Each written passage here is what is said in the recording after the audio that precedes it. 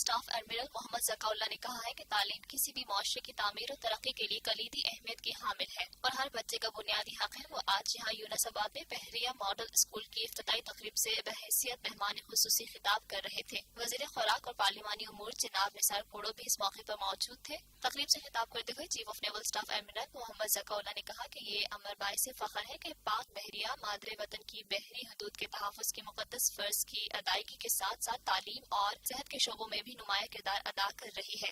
उन्होंने कहा कि पाकिस्तान नेवी एजुकेशनल ट्रस्ट के क़याम का मकसद तालीम के शोबे से दिलचस्पी रखने वाले अफराद के साथ मिलकर कम तरक्की याफ्ता इलाकों के बच्चों को मेयारी तालीम सहूलियात फराहम करना है। ये अमर इंतहाई काबिल मुसरत है कि पाकिस्तान नेवी एजुकेशनल ट्रस्ट अपने क़याम से ही अपने मकासद के हसूल के लिए उम्दगी से अपना किरदार अदा कर रहा है।